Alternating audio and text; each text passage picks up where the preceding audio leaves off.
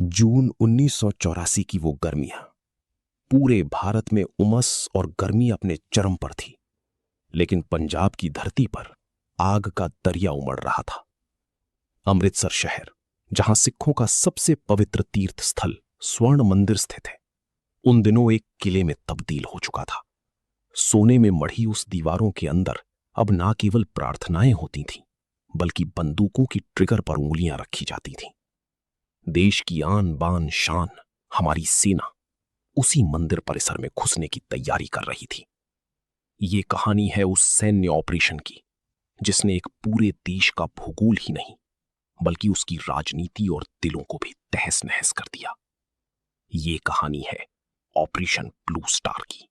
लेकिन ये कहानी समझने के लिए हमें थोड़ा पीछे जाना होगा। साल 1977। भारत की सियासत में उथल-पुथल मची थी। आपातकाल खत्म हुआ और जनता पार्टी की सरकार बनी। लेकिन पंजाब में अकाली दल ने अपनी अलग ही राजनीति शुरू कर दी। वहां एक युवा, तेज तर्रार और तीखे बोल वाला सिख प्रचारक उभर रहा था। उसका नाम था जरनैल सिंह भिंडरावाले।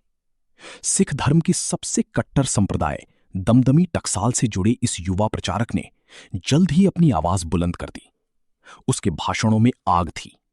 वो कहता था, सिखों को उनका हक मिलना चाहिए। हम अल्पसंख्यक नहीं हैं, हम एक अलग कौम हैं। शुरू में उसकी बातों में धार्मिक उत्साह था, लेकिन धीरे धीरे ये उत्साह अलगाववाद में बदलने लगा। 1981 आते आते भिंडरावाले ने स्वर्ण मंदिर परिसर के अंदर अपना अखाड़ा जमा लिया था। वो परिसर के अंदर एक कोने में रहता था, जहां दिन रात उसके समर्थक इकट्ठा होते थे। लेकिन वो सिर्फ प्रार्थना नहीं करते थे, वहां हथियारों की तस्करी शुरू हो गई। पंजाब के गांवों के युवाओं को ट्रेनिंग दी जाने लगी। स्वर्ण मंदिर के अंदर एक मिनी फोर्ट बनाया जा रहा था। M16 राइफलें, AK-47, ग्रेनेड और यहां तक कि मशीन गनें भी अंदर लाई जा रही थीं। पुलिस कुछ नहीं कर पाती थी, क्योंकि ये जगह सिखों के लिए सबसे पवित्र थी। कोई भी पुलिस वाला अंदर घुसने की हिम्मत नहीं जुटा पाता था। लेकिन भिंडरावाले की फौज बढ़ती जा रही थी। उसी साल 1981 में एक नेता की हत्या हुई। लाला जगत नारायण नाम के एक व्यक्ति की हत्या के आरोप में पुलिस भिंडरावाले के पीछे पड़ गई। लेकिन हर बार वो स्वर्ण मंदिर की दीवारों के पीछे छुप जाता। वो जानता था कि सरकार के हाथ बंधे हैं। वो जोर से बोलता, अगर मुझे छूने की कोशिश की तो आपको पता नहीं क्या होगा। और सच में उसके आशीर्वाद से पंजाब में आतंक का दौर शुरू हो गया। सड़कों पर बम धमाके, ट्रेनें पटरी से उतारी जाने लगी और निर्दोष लोग मारे जाने लगे। जिन हिंदुओं ने पंजाब नहीं छोड़ा, उनके घर जला दिए गए।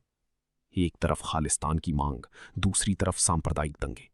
पूरा पंजाब खून से लथपथ हो रहा था। साल 1983। पंजाब की हालत इतनी खराब हो गई कि राज्यपाल शासन लगाना पड़ा। राष्ट्रपति शासन की मदद से केंद्र सरकार ने सीधे नियंत्रण ले लिया। तब तक भिंडरावाले की ताकत चरम पर थी। उसके पास 80 के दशक के सबसे आधुनिक हथियार थे। उसने स्वर्ण मंदिर परिसर के अंदर ही एक ताकतवर सुरक्षा घेरा बना रखा था। कहा जाता है कि अकेले अकाल तख्त के अंदर ही 50 से ज्यादा निहत्थे बच्चे, बूढ़े और औरतें भिंडरावाले की ढाल बनकर रहती थीं। वो समझ गया था कि सेना कभी भी इन मासूमों के ऊपर हमला नहीं कर सकती। लेकिन उसने एक बात गलत समझी।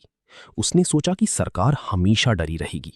उधर दिल्ली में प्रधानमंत्री इंदिरा गांधी की सरकार पर कई मोर्चों पर दबाव था।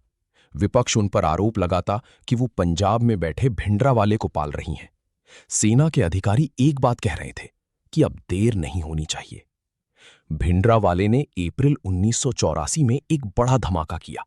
उसने एक संदेश जारी किया, जून के पहले हफ्ते में हम एक बड़ी कार्रवाई करेंगे, सरकार को सबक सिखाएंगे।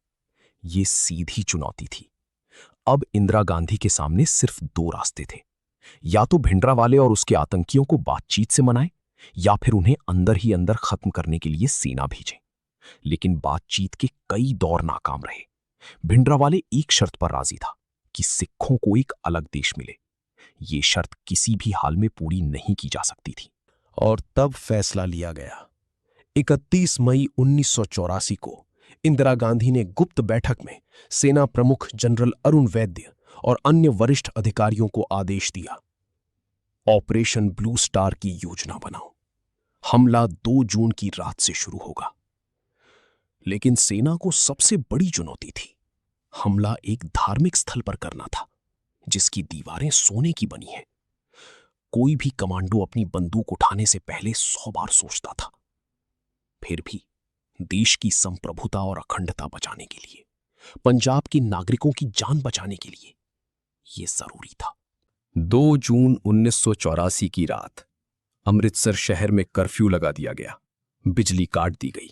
लोगों के घरों में दरवाजे बंद थे। स्वर्ण मंदिर परिसर के आसपास का पूरा इलाका खाली कर दिया गया। आम लोगों को बताया गया कि इलाके में ड्रिल चल रही है, लेकिन असल में भारतीय सेना के करीब 2 लाख से ज्यादा जवान पंजाब में तैनात किए जा चुके थे। सिर्फ अमृतसर के अंदर ही 70,000 सैनिक थे और इस विशाल फौज का टारगेट सिर्फ एक छोटा सा परिसर था जहां 400 से ज्यादा आतंकी बैठे थे और साथ में 2000 से ज्यादा तीर्थयात्री।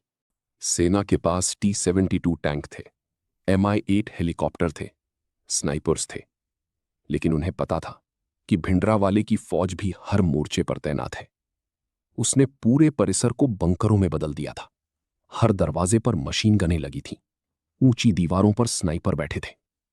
एक सादे पुलिस एक्शन के बजाय ये एक पूर्ण युद्ध होने वाला था। रात के 3 बजे तोपों की पहली गोली दागी गई। उसके बाद तो बस तड़तड़ाहट ही तड़तड़ाहट थी। सेना के कमांडो ने 1-1 मीटर जमीन खिसकाकर आगे बढ़ना शुरू किया, लेकिन आतंकियों ने भी मोर्चा संभाल रखा था। वो ऊपर से गोलियां बरसा रहे थे। पहले ही घंटों में सेना के कई जवान शहीद हो गए। जैसे जैसे सुबह हुई, मंदिर के गर्भगृह में बंद लोगों के चीखने की आवाजें आने लगी। भिंडरावाले ने अपने मुख्यालय अकाल तख्त के अंदर मासूमों को ढाल बनाकर रखा हुआ था। वो तब तक हार नहीं मानने वाला था जब तक उसे मार न दिया जाए। दूसरा दिन सेना का एक छोटा सा दस्ता दीवार फांदकर परिसर के अंदर घुसा। एक-एक कमरे की सफाई हो रही थी। आतंकी पीछे हटते हुए अकाल तख्त के अंदर जमा हो गए। वहां एक जोरदार मुठभेड़ हुई। सेना ने एक नया हथियार इस्तेमाल किया, हगर मिसाइल। सटीक निशाना लगाकर अकाल तख्त के कुछ हिस्सों को ध्वस्त कर दिया गया। अंदर मौजूद कई आतंकी मारे गए, लेकिन भिंडरावाले अब भी जिंदा था। तीसरा दिन 6 जून 1984 तड़के लगभग 4 बजे सेना के कमांडो ने अकाल तख्त के अंदर एक जोरदार धावा बोला। भिंडरावाले अपने 10-15 अंगरक्षकों के साथ अंतिम कोने में छुपा हुआ था। जैसे ही कमांडो अंदर घुसे, गोलियों की बौछार हुई, लेकिन कमांडो पीछे नहीं हटे। एक के बाद एक सभी अंगरक्षकों को मार गिराया गया और फिर वो पल आया। लेफ्टिनेंट कर्नल इस्सर सिंह ने अपनी राइफल उठाई और एक सटीक निशाना लगाया। गोली सीधे जर्नैल सिंह भिंडरावाले के सीने में लगी। वो एक झटके में जमीन पर गिर पड़ा। उसकी सांसें हमेशा के लिए थम गईं। ऑपरेशन खत्म हुआ, लेकिन इसके बाद का नजारा किसी कयामत से कम नहीं था। सेना के 87 जवान शहीद हुए थे। 250 से ज्यादा जवान घायल थे।